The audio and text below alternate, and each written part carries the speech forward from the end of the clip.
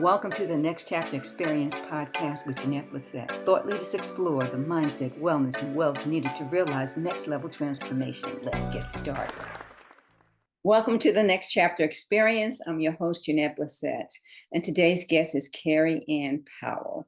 Kerry-Ann is a global business strategist, speaker, and champion of small and medium-sized businesses. Kerry-Ann's varied experience of over 20 years as a Washington, D.C. attorney, lobbyist, and fundraiser positions her as an authority of what it takes to strategically succeed while confronting difficult obstacles. After raising $120 million to build the Martin Luther King Jr. Memorial, she launched a strategic business and consulting firm, Trafalgar Strategies. She and her team advise business owners from various industries and countries on creating the strategies and systems and mindsets to thrive in business and in life. Kerry-Ann, welcome to the Next Chapter Experience. Thank you for having me. I'm so excited to be here. First of all, tell us more about your business and the name. Where did that name come from? Where did the name come from? So I live in Madrid, Spain. It's been about 5 years now. It just so happens that my former iteration of my business, which was primarily consulting only with NGOs, large NGOs. And then as time moved on, I was getting clients that were moving into business or they had businesses and they were like, hey, we know of you from back in your days of raising money for the memorial. And so I started having a bit of a crisis of identity. Am I helping NGOs raise money? Or am I working with for-profit organizations? It just so happened that I was visiting one of my cousins in London. I've got a number of cousins in the England area. Trafalgar Square is that big square in the middle of London. And that was a moment when I was at the same time trying to think about what the next step was for me in the business. My original business was named the Harvest Group. And I was standing in the square. I know this sounds just so cheesy, but I was standing in the square. I was thinking a little bit about what the next step would be for me in the business. I had to ask myself, what do I love the most? What do I love now in this stage? And I'm like, I really love working with founders of small and medium-sized businesses and getting them to really thrive in a way that doesn't look like the regular thriving. They're not doing crazy things. Their hair isn't on fire all the time. They can actually walk away without feeling like the business is going to implode. They can trust their team. They have positive cash flow on a regular basis, and they're constantly growing.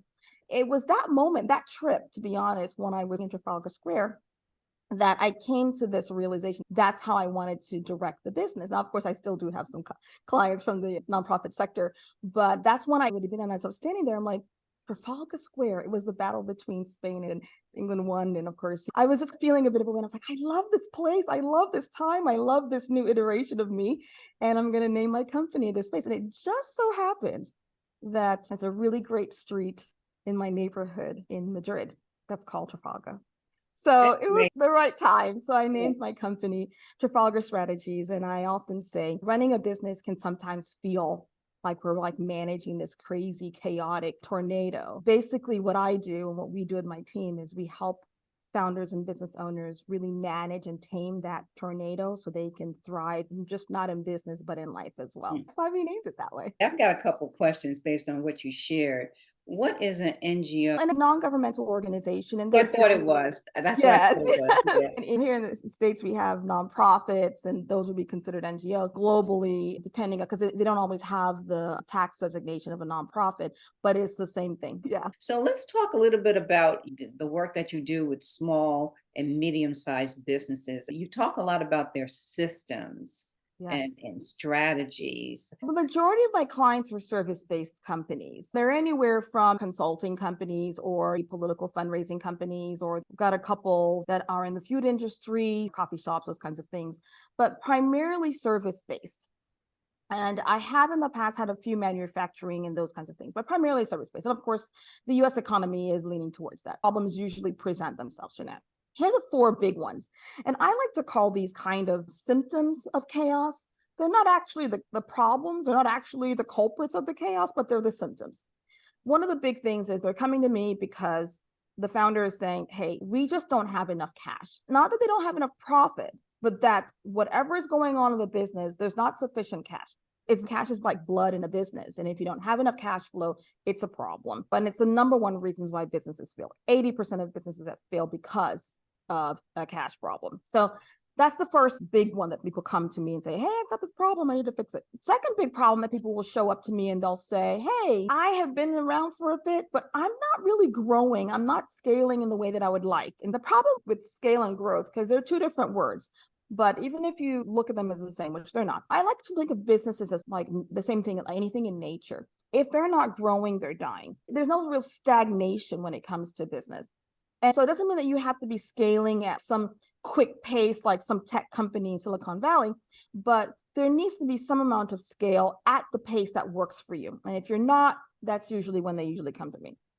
The third problem that I see popping up are there's a problem with the team. Either they haven't built a strong enough team, or the team they currently have, they don't feel comfortable delegating to. They're not performing as well. There's something going on.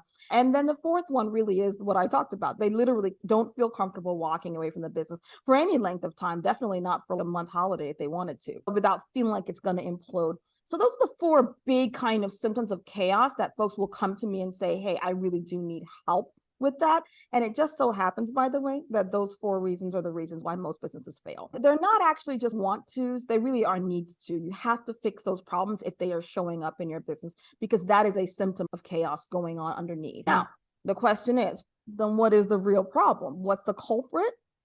And I have found there's basically 8 things that I have identified based on the work that I'm doing that could be the reason why. And a lot of times people will say, oh, I'm not scaling because I need to have a better sales process. You know, when you go on WebMD and you're like, oh, I've got a cough, you're going to die tomorrow, right? Sometimes you try to self-diagnose. And sometimes, truth be told, it might be because you don't have a strong sales process. At the same time, there are many other reasons why it could be that you're not growing. One, it could be that there's a product market fit problem. Maybe the product is good for a smaller segment of the population than you thought. Or maybe you didn't even test to see how much of a population would be able to support that product. So maybe you're never going to be able to scale because you've hit the window. And a lot of business owners don't really want to face those realities, but you need to be able to address them. So I do some help with them. Could this be part of the problem? Another problem could be, okay, yeah, it's good product market fit, but my goodness gracious, like the business model is in trouble. You may have such a thin profit margin that there's like no way, no matter how much you sell, it's not going to grow because it's so thin that the way that you're operating the business, or the business model could be tweaked with millisecond of a thing, and then you've gotten a better business model. So there could be an issue around a business model that maybe worked for you in the past, doesn't work for you anymore, or you never really thought about whether or not this is actually a strong business model. And now you're 3, 4, 5, 10 years in and you're like, wait, what's going on? The point in giving those 2 examples is that there are many reasons why one might say, hey, I'm not scaling, or hey, I don't have enough cash running through the business. It's not just because of the obvious reasons. And so those 8, I like to call them 8 culprits of chaos. When someone comes to me and say, this is the problem, I usually walk them through an assessment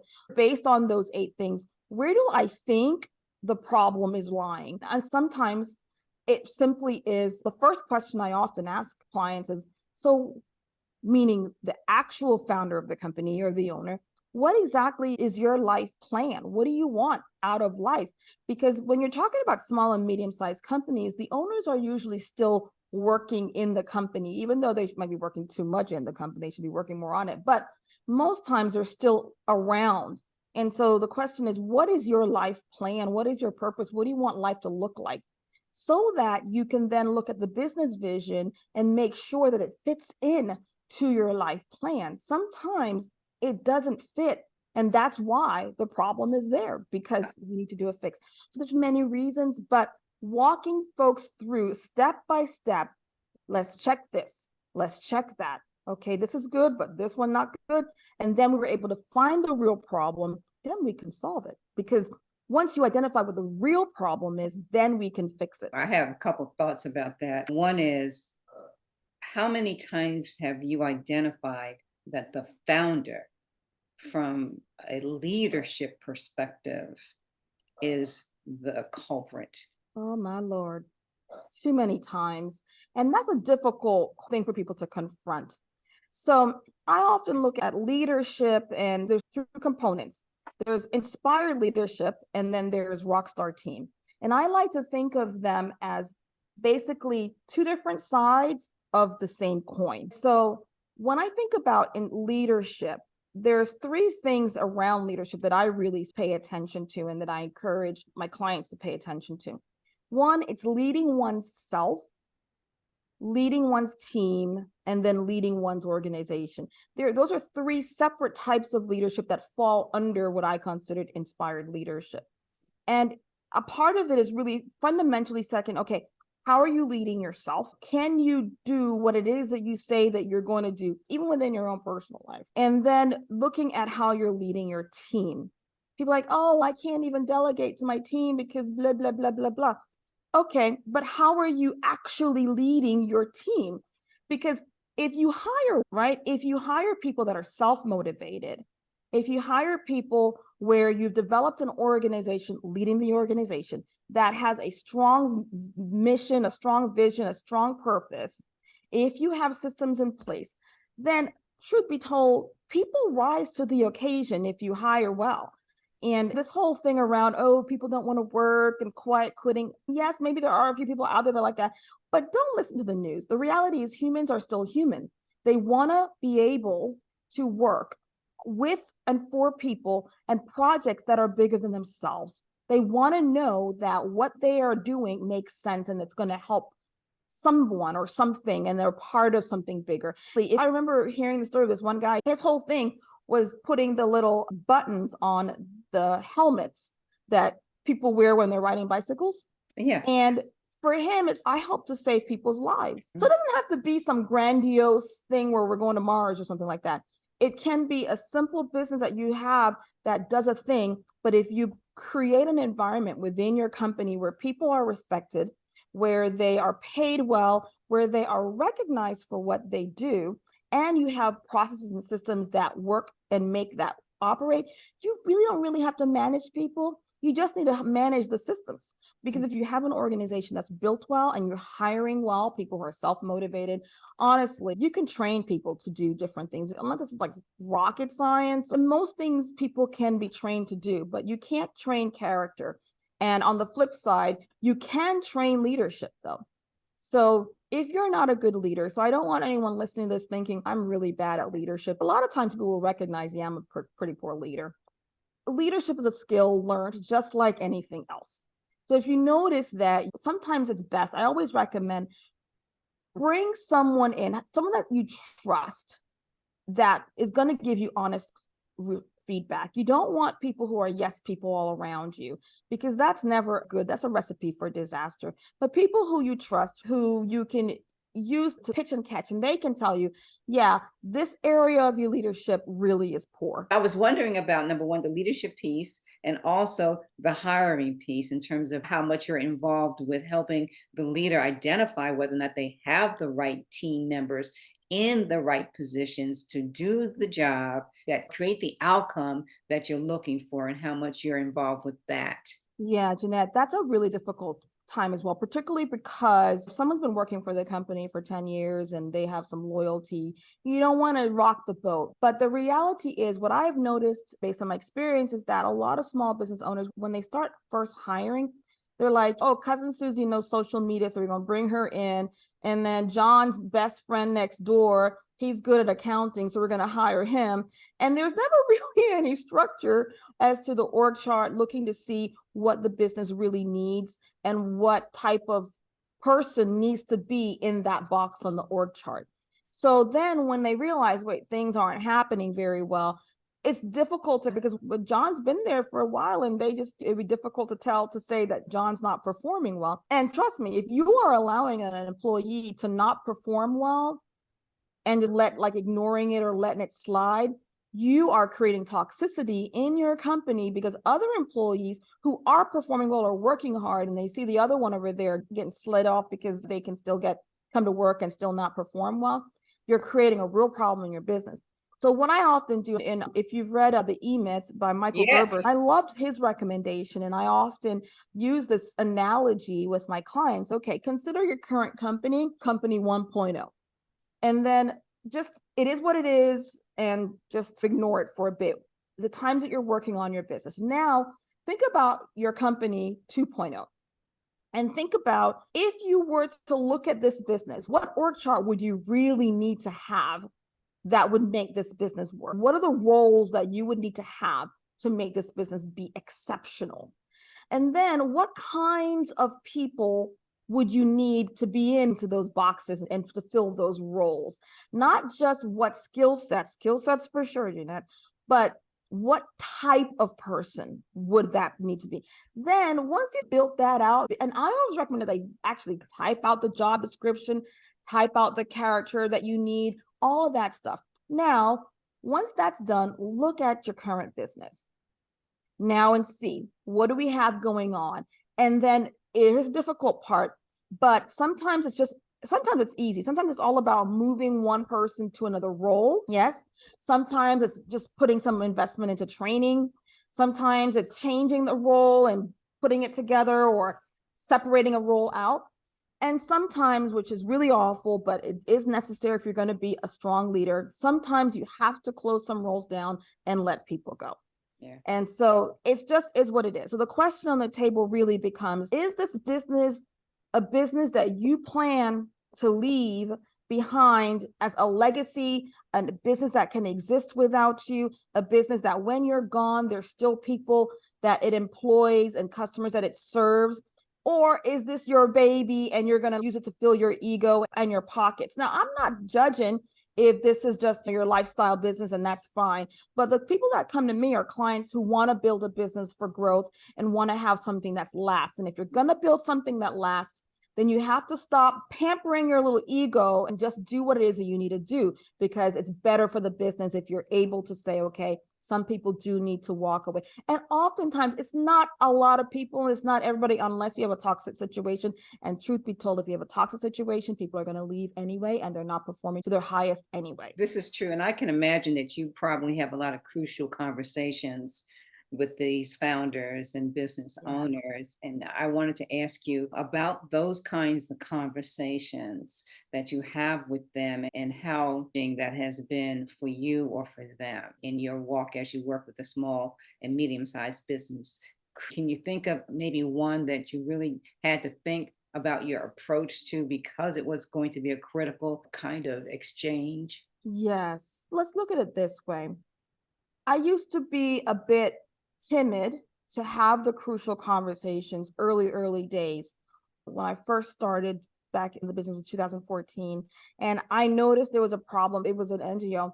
The board of directors had brought me in, paid me tons of money, do a whole strategy thing with them. They put so much investment. The board of directors were very high level people, and lots of time they invested in it. But I realized while I was doing this that one of the main things was a staff problem. And early days, I was a bit less confident than I am now. And I just hinted that there was a staff problem. One was the head of their fundraising department, and there was a challenge also with the executive director.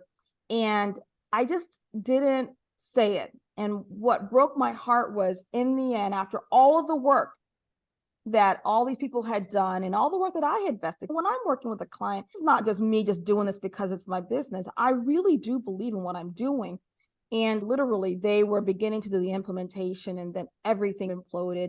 And then 2 people left, and it caused a big rift because people were loyal to the executive director. Then some of those board members shifted off, and then it just became a big mess.